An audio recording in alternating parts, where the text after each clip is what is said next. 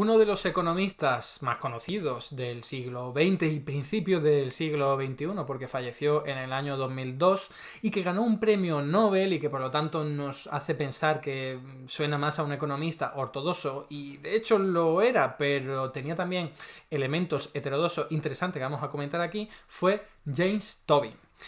Este economista estadounidense, la verdad es que tiene un recorrido vital bastante sorprendente, quizás no tanto como otros economistas que hemos visto en vídeos anteriores, pero quizás lo más llamativo de este hombre, de este personaje, es que aun siendo keynesiano, post-keynesiano, al final se orientó bastante hacia lo que podríamos considerar la ortodoxia, no demasiado, pero ojo, que si recibió un premio Nobel de la Academia que todos sabemos, entonces es que muy heterodoxo no era, pero fijaos porque introdujo elementos claramente heterodoxos, algunos de ellos de la propia teoría monetaria moderna, que desde luego era muy rompedor para aquella época, ¿no? No le dieron el premio Nobel por eso, evidentemente, pero fijaos que si fue conocido y hoy día es conocido por algo, no fue tanto por eso, evidentemente, ¿vale? No es por hablar del dinero bancario, como ahora comentaré, o el dinero chartalista, no es por eso, qué pena, sino por proponer la tasa Tobin, que por cierto es algo que también propuso Keynes en su día, pero no lo desarrolló tanto, no hizo tanto hincapié, pero James Tobin sí. James Tobin, con la idea de acabar con la especulación financiera que había en torno a las monedas, sobre todo a las monedas, pues proponía una tasa Tobin, ¿vale? En aquel momento no la denominó así, pero se acabó llamando tasa Tobin, que hoy día está aplicada. Tenéis un vídeo en mi canal de YouTube para ver cuáles han sido sus implicaciones, y ya os adelanto que no ha sido mucho porque estuvo muy suavizada a la hora de aplicarse en la Unión Europea en general. Pues como digo, la tasa Tobin era una medida que pretendía reducir la especulación financiera, y Tobin simplemente lo hacía por eso, no lo hacía para que los estados recaudaran, no lo hacía como un movimiento altermundialista, como luego fue al fin y al cabo algo que abanderó el movimiento alterglobalización al final del siglo XX y principio del siglo XXI, ¿no? Entonces, bueno, vamos a ver un resumen de su vida y luego las principales contribuciones desde mi punto de vista. Aquí tenéis una foto, como siempre, del economista de Marras, James Tobin. Como digo, nació en 1919 en Estados Unidos, ya de muy jovencito, como muchos otros economistas que hemos comentado aquí, se vio muy influenciado por la Gran Depresión. Recordad, un contexto horrible, un escenario horrible de pobreza, hambruna, provocado por el crack de 1929. Y esto lo vivió James Tobin también, como muchos otros, pero él lo vivió muy jovencito, y cuando entró a la Universidad de Harvard, entró en 1935, fijaos que al año siguiente Keynes publicó su gran obra maestra, ¿no? La del tratado de la teoría general, perdón. Entonces, después de ese libro le influyó muchísimo, y en Harvard pues siguió leyendo y desarrollando las tesis keynesianas. De hecho, en aquella época en Harvard resulta que sus profesores fueron, para variar, Schumpeter y Leontief, como tantos otros economistas que hemos comentado ya, y que estuvo compartiendo pupitre precisamente con economistas como Galbraith, ¿no? Que también hemos comentado aquí, y con otros economistas que también comentaremos en algún otro momento, ¿no? Que son importantes y siempre tirando de ese hilo post-keynesiano, ¿no? Entonces, como os comento, James Tobin, después de estos años de estar en la Universidad de Harvard, formándose y tal, resulta que estalló la Segunda Guerra Mundial, sobre todo Estados Unidos entró en la Segunda Guerra Mundial, y este hombre dijo, pues yo que voy para allá. Y se alistó en la Marina y acabó como oficial de un destructor en el Océano Atlántico, pero también en el Mediterráneo, luchando contra los nazis. O sea, alucinante, porque una vez acabó la Segunda Guerra Mundial, volvió a Harvard y siguió desarrollando sus tesis. Es verdad que cambió incluso de universidad, pero ¿qué es lo que hacía James Tobin? Desarrollar la teoría keynesiana desde el punto de vista monetario, sobre todo orientado a lo monetario, que nos habla mucho más de las vertientes post-keynesianas, ¿no? Todas aquellas que hemos tratado un poquito con algunos autores en otros vídeos, ¿no? Bueno, y entonces, ¿cuál es una de sus principales contribuciones muy poco conocida, desgraciadamente, que a mí me gusta mucho y que creo que es una de las, si no la primera, de las primeras veces que se habla de esto? Aquí lo tenéis, es un paper, es un artículo, no es un libro, pero lo bueno es que es más fácil de leer, más rápido, es más corto. Y aquí tenéis el nombre, ¿no? Sería Bancos Comerciales como creadores de dinero. Fijaos de lo que estamos hablando, ¿eh? Estamos hablando de 1963, es todavía muy pronto para hablar de que los bancos crean dinero. Es más, estamos en el siglo XXI y todavía hay gente que cuando le dices que los bancos crean dinero no se lo creen o le cuesta mucho creerlo. Pues mira, desde 1963 ya tenemos a una persona que luego ganó el premio Nobel, aunque lo ganara por otra cosa, diciendo que los bancos creaban dinero cuando concedían un crédito.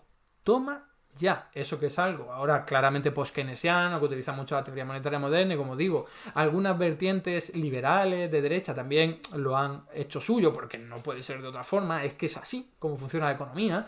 Lo que ocurre es que hay manuales de economía que desgraciadamente todavía enseñan otra cosa, pero bueno, esto es para hablar en otro vídeo.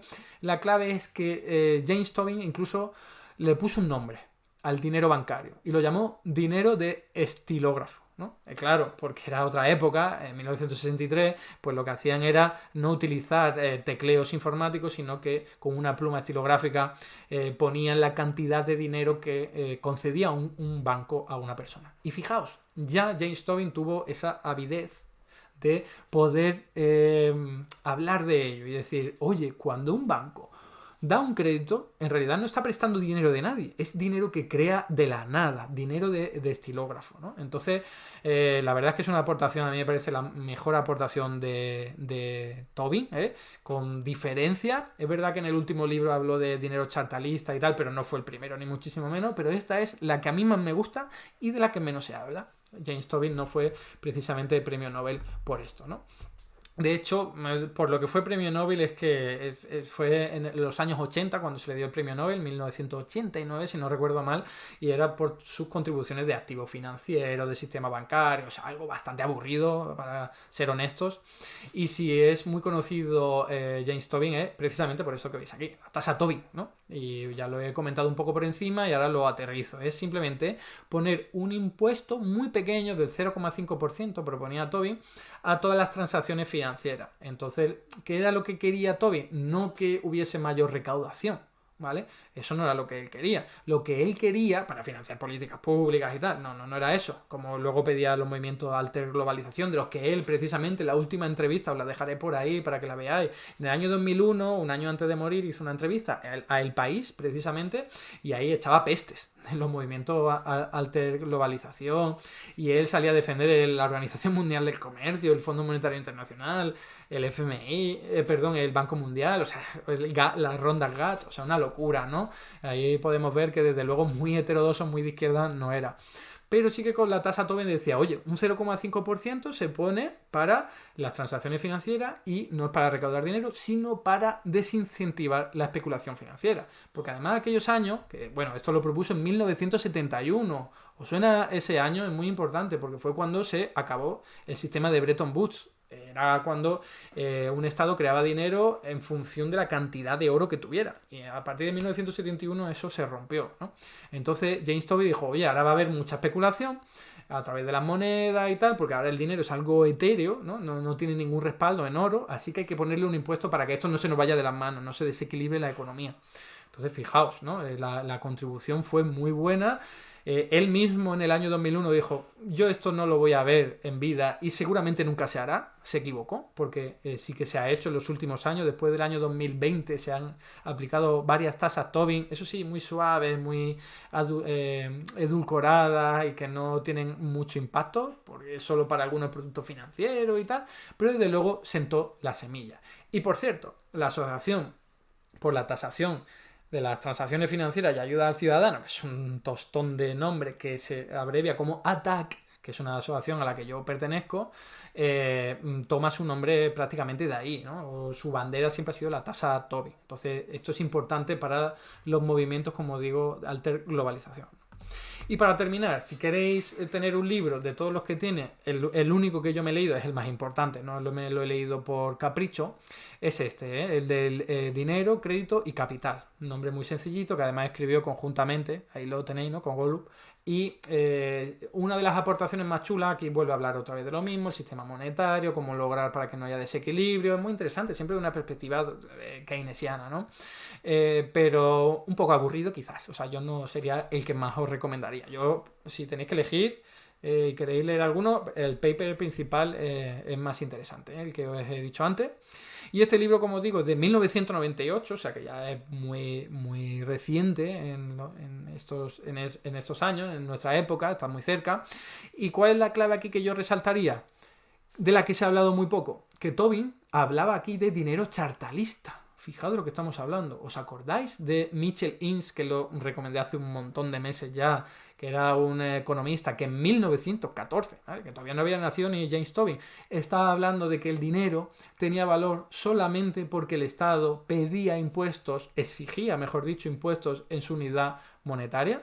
Si no, no tendría valor el dinero, ¿vale? Que esto es una tesis chartalista de la que bebe la teoría monetaria moderna, y esto lo reconoció Tobin, ¿vale? James Tobin, una persona que no era muy ortodoxa, que le dieron el premio Nobel, que estaba a favor de los organismos como la Organización Mundial de Comercio, el Fondo Monetario Internacional, etcétera, etcétera. Bueno, pues James Tobin se dio cuenta. Y ahora cuando hablamos los teóricos de la teoría monetaria de esto, dicen, tú no tienes ni idea, no sé qué. No, lo que nosotros decimos, ya lo dijo Adam Smith en su día, lo dijo Mitchell Innes a principios del siglo XX, incluso James Tobin. O sea que es algo bastante sólido y tal. El problema es que no ha sido dado mucho a conocer, ¿no? Y hasta aquí, pues la recomendación de James Tobin. Como digo, creo que lo más interesante, si os interesa leer algo, puede ser el primer paper que os digo, porque fue, la verdad, que muy rompedor para su época, aunque no tuvo mucha repercusión. Hasta aquí el vídeo de hoy. Muchas gracias por estar ahí, y si te ha resultado interesante, no dudes en comentar, darle like y compartir, que la teoría económica dominante no se combate sola.